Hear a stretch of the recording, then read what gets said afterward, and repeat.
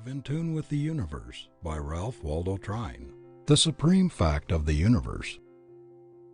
The great central fact of the universe is that spirit of infinite life and power that is behind all, that animates all, that manifests itself in and through all, that self-existent principle of life from which all has come, and not only from which all has come, but from which all is continually coming. If there is an individual life, there must be of necessity an infinite source of life from which it comes. If there is a quality or a force of love, there must be of necessity be an infinite source of love whence it comes. If there is wisdom, there must be the all-wise source behind it from which it springs. The same is true in regard to peace, the same in regard to power, the same in regard to what we call material things. There is, then, this spirit of infinite life and power behind all which is the source of all.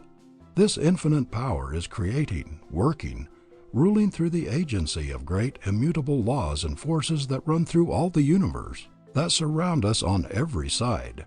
Every act of our everyday lives is governed by these same great laws and forces.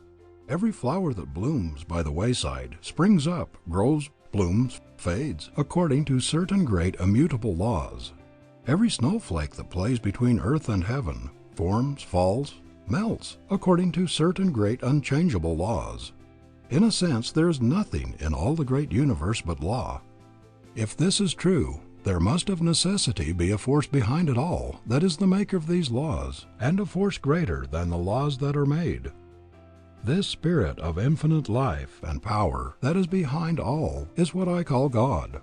I do not care what term you may use, be it kindly light, providence, the oversoul, omnipotence, or whatever term may be most convenient.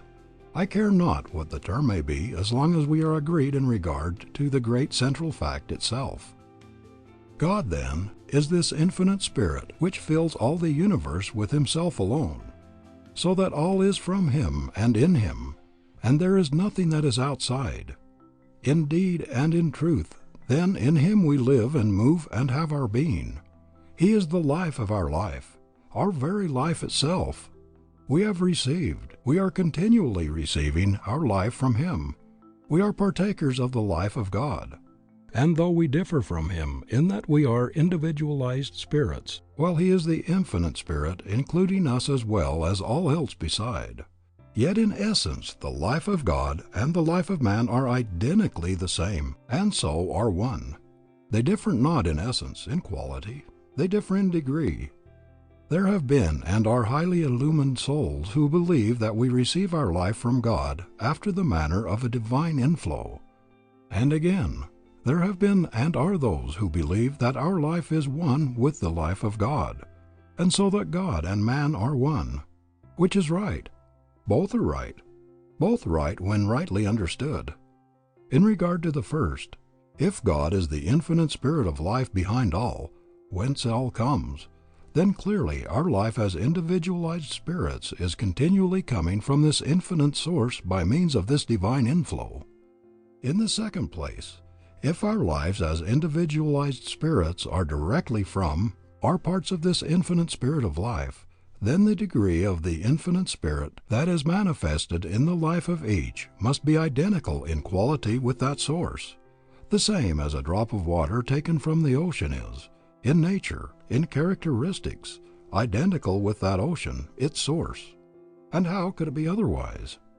The liability to misunderstanding in this latter case, however, is this, in that although the life of God and the life of man in essence are identically the same, the life of God so far transcends the life of individual man that it includes all else beside. In other words, so far as the quality of life is concerned, in essence they are the same. So far as the degree of life is concerned, they are vastly different. In this light, is it not then evident that both conceptions are true? And more, that they are one and the same?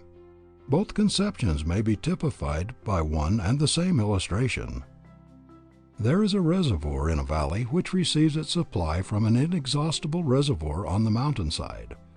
It is then true that the reservoir in the valley receives its supply by virtue of the inflow of water from the larger reservoir on the mountainside. It is also true that the water in the smaller reservoir is in nature, in quality, in characteristics identically the same as that in the larger reservoir which is its source.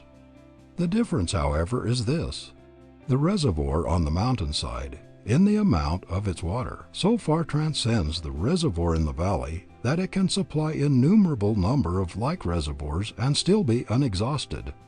And so in the life of man, if, as I think we have already agreed, however we may differ in regard to anything else, there is this infinite spirit of life behind all, the life of all, and so, from which all comes, then the life of individual man, your life and mine, must come by a divine flow from this infinite source. And if this is true, then the life that comes by this inflow to man is necessarily the same in essence as is the infinite spirit of life. There is a difference. It is not a difference in essence. It is a difference in degree.